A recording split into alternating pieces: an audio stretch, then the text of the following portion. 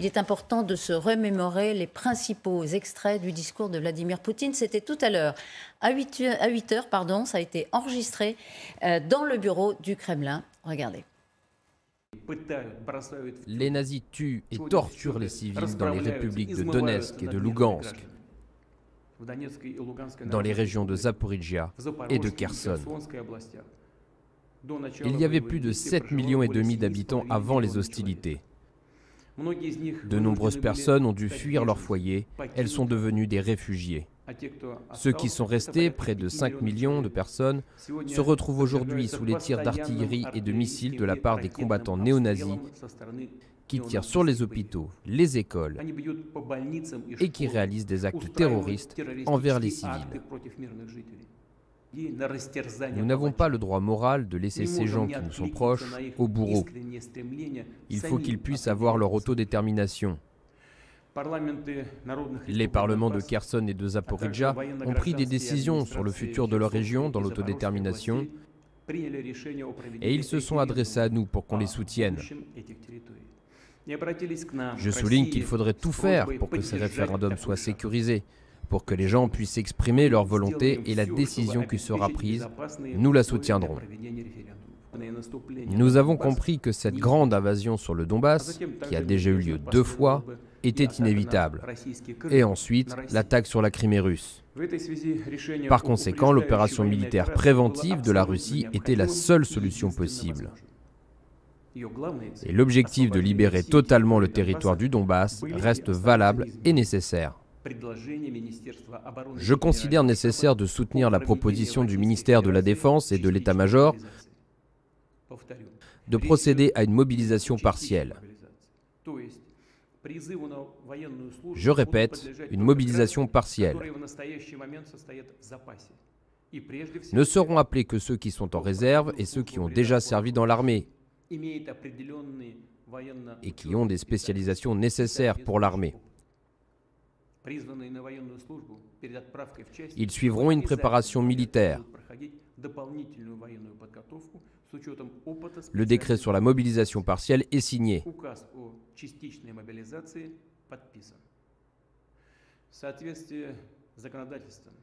La Chambre du Parlement, le Conseil de la Fédération et la Douma seront avertis aujourd'hui et les démarches commenceront aujourd'hui, le 21 septembre. Les représentants des pays de l'OTAN parlent de la possibilité d'utiliser contre la Russie des armes de destruction nucléaire.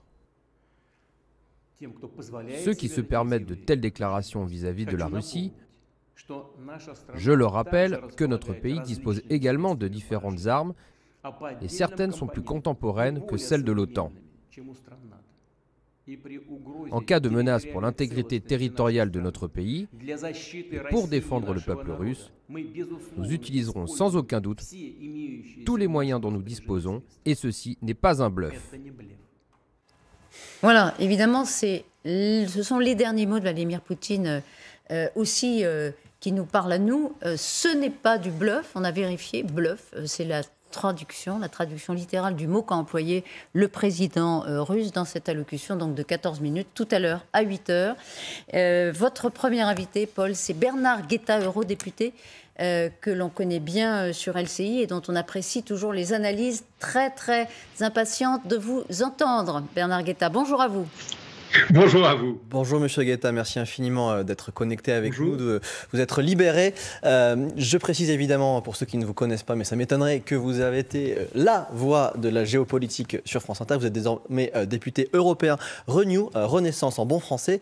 Depuis le 24 février, depuis 8 mois, vous dites que Vladimir Poutine va perdre. Et là, j'ai lu sur votre blog que vous aviez signé un billet en disant que Poutine, c'est la solitude de la défaite. Après l'avoir écouté, est-ce que vous pensez toujours qu'il est en train de perdre? Écoutez, plus que jamais, il le dit lui-même. S'il doit avoir recours aujourd'hui à une mobilisation partielle, mais une mobilisation quand même, c'est bien parce qu'il a un besoin de troupes fraîches sur le terrain, et s'il a un besoin de troupes fraîches sur le terrain, c'est parce qu'il n'est pas en train de gagner et en vérité en train de perdre. Mais vous savez, moi, il y a deux choses qui me frappent beaucoup dans la déclaration de Vladimir Poutine ce matin. La première, bon, c'est l'ampleur des mensonges et des délires. On a l'impression que les troupes de l'OTAN ont pénétré en territoire russe. Il le dit à un moment qu'il s'agit de défendre l'intégrité territoriale de la Russie. Mais enfin, monsieur Poutine, où est un seul centimètre carré, où peut-on le trouver, un seul centimètre carré du territoire russe qui ait été envahi par l'Alliance Atlantique ou par un des pays de l'Alliance Atlantique? On est véritablement là dans un délire total, dans un mensonge complet, dans un mensonge, une invention invraisemblable, quand il dit des dirigeants des pays de l'OTAN menacent la Russie de l'emploi de l'arme nucléaire. Mais monsieur Poutine, quand? Qui a fait cela? Quand? Mais maintenant, venons-en aux choses sérieuses. La chose la plus sérieuse qui m'est frappée dans ce discours, c'est que l'objectif de guerre tel qu'il est redéfini ce matin par M. Poutine, c'est uniquement le Donbass. Ce n'est plus la dénazification, comme on le disait, et la démilitarisation de l'Ukraine dans son ensemble. Non, c'est le Donbass, les oblasts de Donetsk et de Lugansk, pointe à la ligne. Or, ces oblasts, il ne les contrôle pas totalement.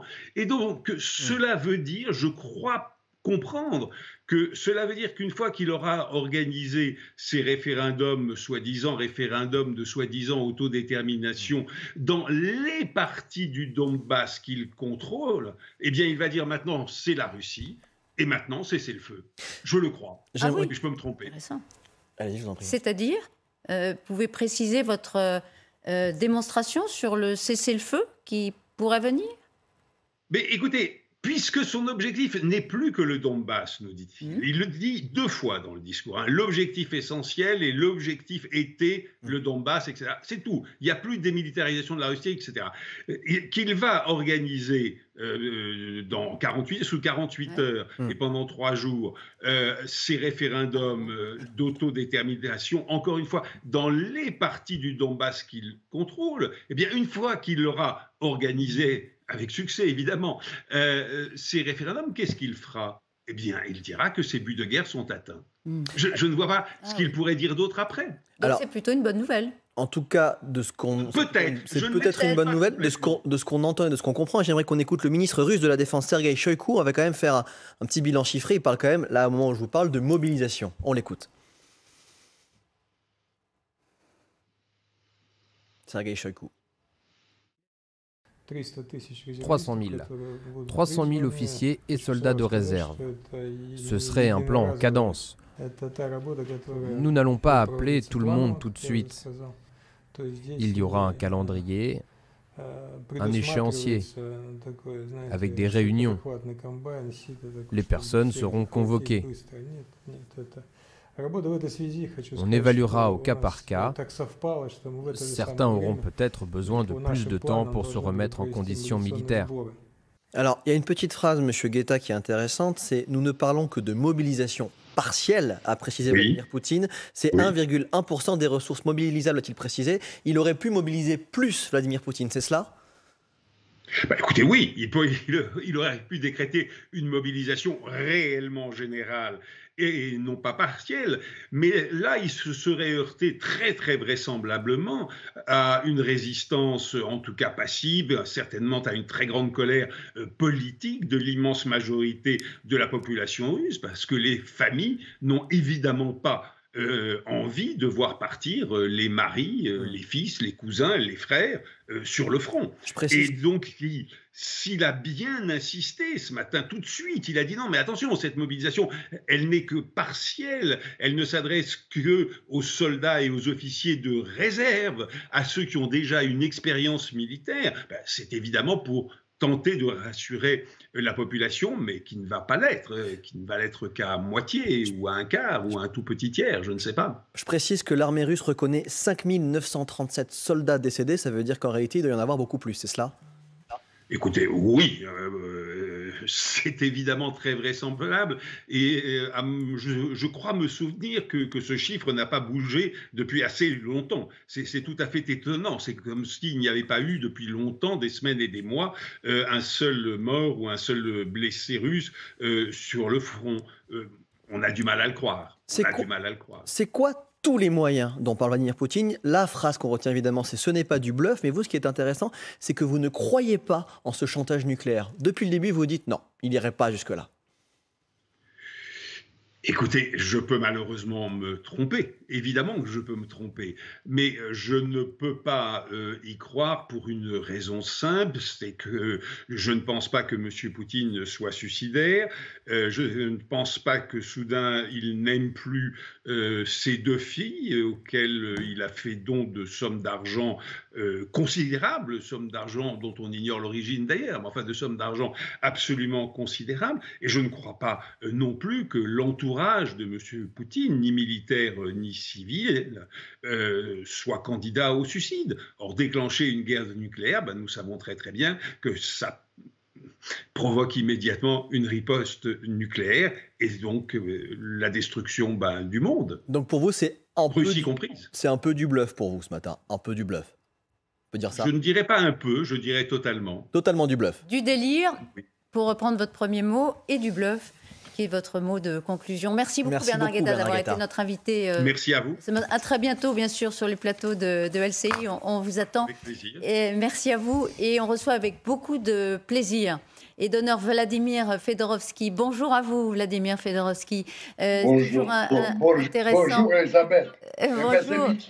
À mon ami de toujours, Bernard Guetta. Et voilà, vous êtes en bonne compagnie, ainsi qu'avec Paul Laroutourou. On a aussi besoin d'avoir vos éclairages. Vous connaissez évidemment Poutine. Vous connaissez très très bien la Russie. 4 livres sur lui. 4 livres. 4 livres. On rappelle le dernier d'ailleurs, le roman d'une révolution, Nicolas II et Lénine, qui vient de paraître. C'est bien ça? Écrivain, Absolument. Vous êtes diplomate, vous êtes russe et ukrainien et vous avez écouté Poutine. Je vous laisse avec Paul. Merci beaucoup d'être connecté avec nous dans un délai aussi bref. J'aimerais qu'on commence en écoutant la France, en écoutant Emmanuel Macron hier à l'ONU, qui, avant même le discours de Vladimir Poutine, a répondu ceci sur son projet de référendum. La Russie a déclaré la guerre. Elle a envahi cette région. Elle l'a bombardée. Elle a tué des gens. Elle a fait fuir d'autres gens. Et maintenant, elle explique que dans cette même région, elle va organiser un référendum. Si ça n'était pas tragique, nous pourrions en rire. C'est du cynisme. Il s'agit d'une provocation supplémentaire qui, à nos yeux, ne donnerait lieu à aucune conséquence sur la position qui est la nôtre. Ce ne sera pas reconnu par la communauté internationale. Sur le fond. Qu'est-ce que vous en pensez, monsieur le diplomate? Vous savez, vous avez remarqué que j'ai beaucoup soutenu le président Macron et je reste sur son discours de Strasbourg, qui était un discours formidable, qui donnait l'ouverture à la diplomatie. Mais il a raison que l'heure n'est pas à la diplomatie aujourd'hui. Pour ma part, je considère qu'on vit un des moments des plus dangereux de l'histoire de l'humanité. Notre ami commun avec Bernard Guetta, Gorbatchev, avant de mourir, il a dit « Nous vivons la veille de l'apocalypse ». Je suis absolument persuadé qu'on va tout droit vers la guerre mondiale, quoi qu'il arrive. Imaginons que vos analyses sur la percée ukrainienne là-bas est véridique, qu'ils vont prendre la Crimée. Excusez-moi, je vous interromps. Pour faire disloquer la Russie, c'est la guerre mondiale. Imaginons que Poutine a raison, qu'il va faire une percée dans un mois qui vient à Donbass.